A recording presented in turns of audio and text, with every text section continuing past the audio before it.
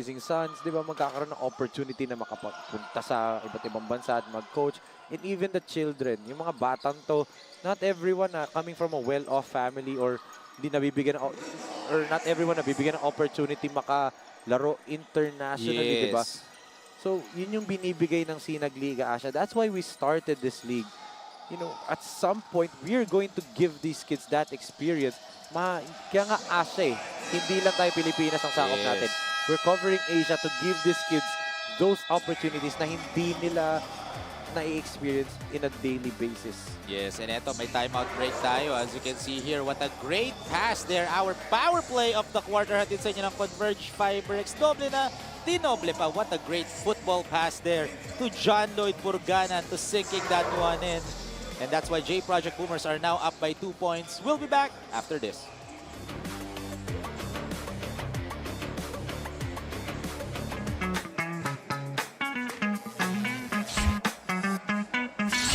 Sobrang bilis ba? Yan ang bilis ng FiberX. Yan ang internet.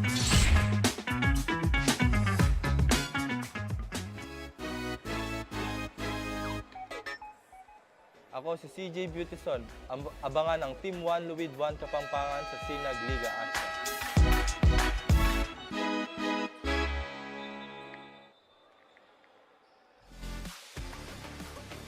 Welcome back, SLA fans, to the 2023 SINAG Liga Asya. And syempre, this game is brought to you by SCD Skincare, the official skincare product of SINAG Liga Asya. Perfect care for your skin. And syempre, Video Gear Incorporated, our broadcast partner dito sa SINAG Liga Asya.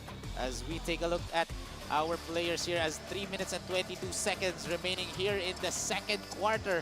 This is still a tight ball game. Yes, wala pang team na may clear momentum. Swing one side papunta sa LUID, yan pupunta bigla sa JPROJECT.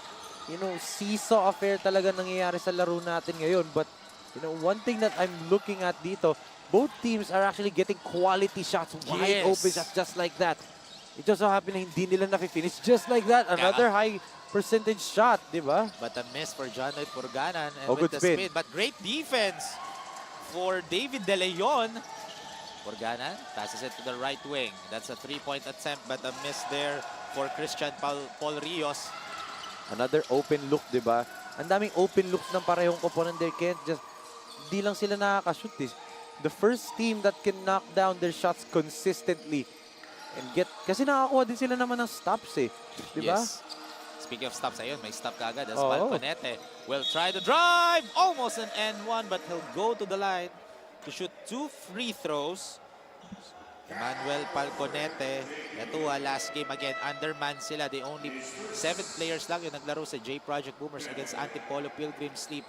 And ito si Emmanuel Balconete played 26 minutes that game, scored 13 points, shot 35% from the field. So, medyo low yung production niya doon. Pero regardless, kasi again, yung game na yun was a battle of, you know, stamina Oo.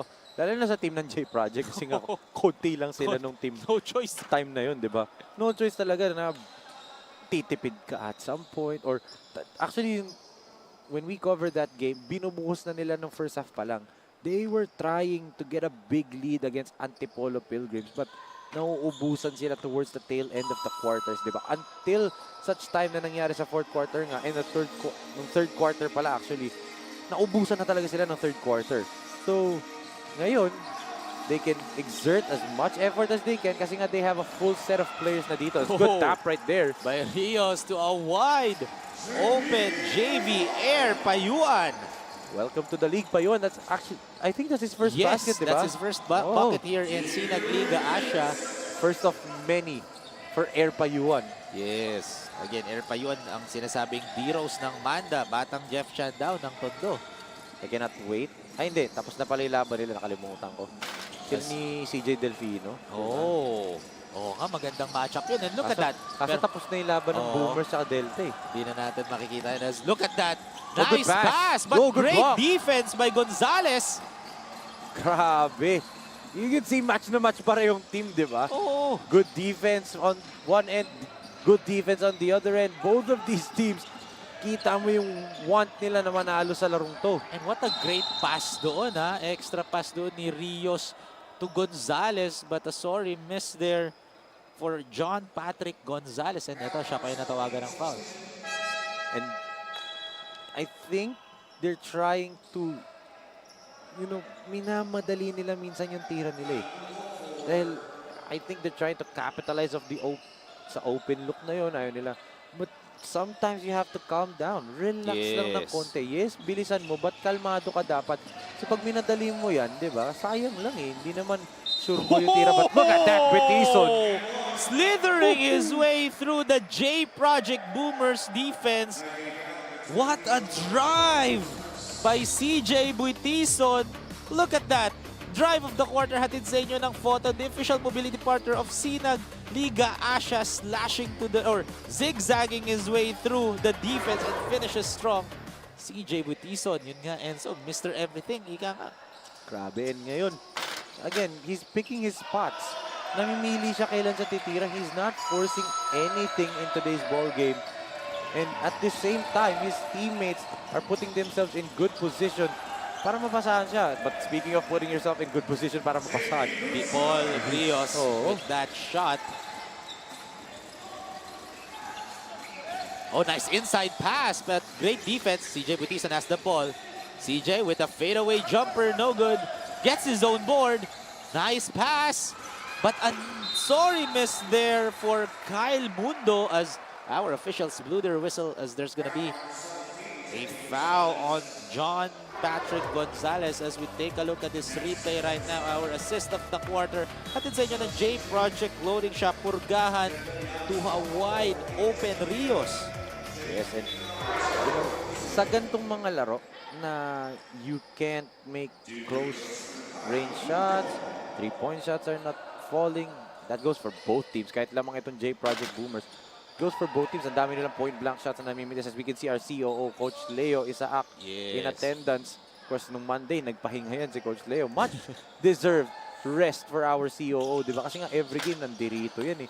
At nung Monday, well-deserved rest. Pero nanonood pa rin siya. Ang dami niyang mga hirit sa chat namin nila Coach Pancho eh. Grabe, no? Our very hands-on COO ng SINAG Liga Asya has a good sidestep there for CPR. Christian Paul Rios. CPR. Nakita yung medic, sinabi mo CPR eh. Timing ka kasi. Timing ka. Kaya nga naisip ko. Timing ka. 3-point shot here for LUID 1 Kapampangan. 6 seconds remaining in the second quarter. Here comes Air Payuan. Oh, a miscommunication there for JPROJECT Boomers as we end the second quarter. Our score 37-35. This is a tight ball game. However, JPROJECT Boomers are up by 2 points. Yes, and it's because they started to clamp down on defense, getting more fast break points. Binaliktad nila yung ginawa ng LUID 1 Kapampangan in that first period. Sila naman yung nag-clamp down on defense. Sila naman yung nakatakbo at nakaalagwa dito sa quarter na to, and they were getting much easier shots compared to LUID 1 Kapampangan. Kaya sila lamang dalawa dito. And that's the end of the first half. Our score 37-35. JPROJECT Boomers are up by just 2 points against LUID 1 Kapampangan. So SLA fans, we will have a halftime break. We'll be back after these messages.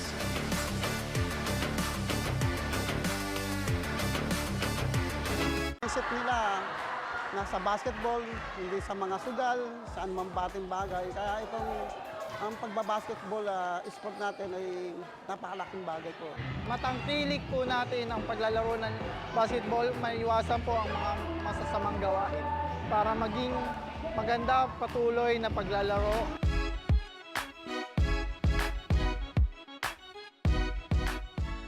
At yan po mga kasinag, dyan po nagtatapos ang ating ikalawang installment ng Sinag Saya dito sa Barangay Tangos, Navotas City. Tutok lang po kayo sa aming mga social media accounts at Sinag Liga Asya sa Facebook and Instagram kung saang barangay kami susunod na magpapasaya. Only here at Sinag Liga Asya.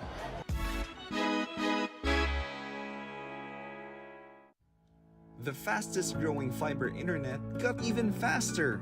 Again! Dahil ang doble na, di noble pa. Converge FiberX Plan 1.5 from 100 Mbps is now 200 Mbps. Doble ulit ang bilis, doble ulit ang sulit. If you're an existing subscriber, automatic upgrade ito. And if you want to make it permanent, just agree to our new terms and conditions. As simple as that, no new application, and it's absolutely free. New Converge Fiber X Plan 1.5, ang dobleng sulit new offers from Converge. Doble na, dinoble pa!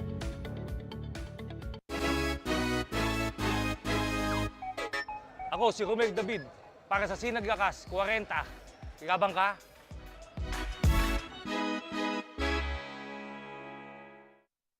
JPROJECT Clothing Shop has been a sublimation company for a long time. We have evolved by proving quality and top-notch products for our customers. The design jerseys are carefully examined and printed in a quality machine that produces a fast printing, the biggest machine in the printing industry.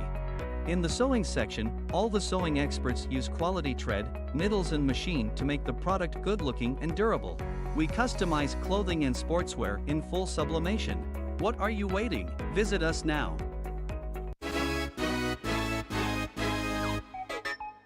Ako si Ronald Tubid, Sinag Liga 40. Laban ka?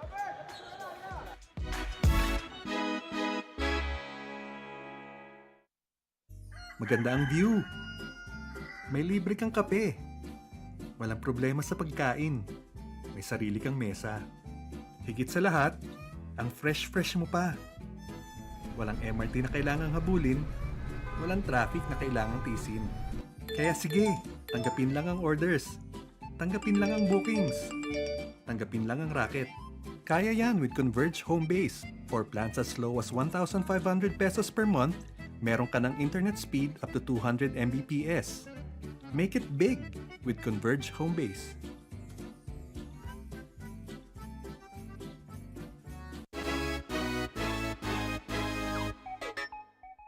Ako si CJ Beautysol. Abangan ang Team 1 LUID 1 Kapampangan sa SINAG Liga Asya. JPROJECT Clothing Shop, Premium Fabric. We customized, quality printing.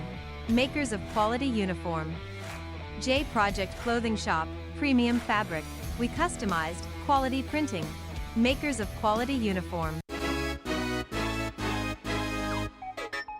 Ako si Richie Melesio, para sa Sinag Lakas 40. Laban ka?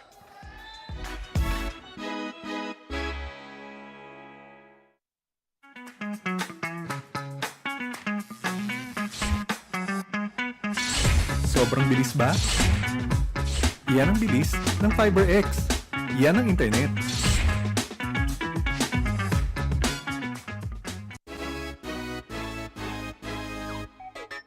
Ako si CJ Delpino, abangan ang Pampanga Pradera sa Sinag Liga Asya.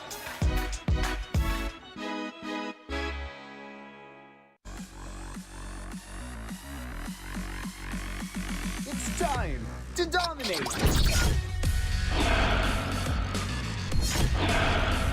With its built-in high prioritization feature, charge into battle with low latency.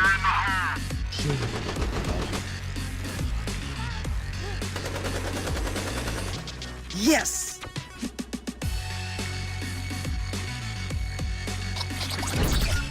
And get into the race with low jitter. Yes! Apply for a Game Changer plan now and experience great gaming with FiberX.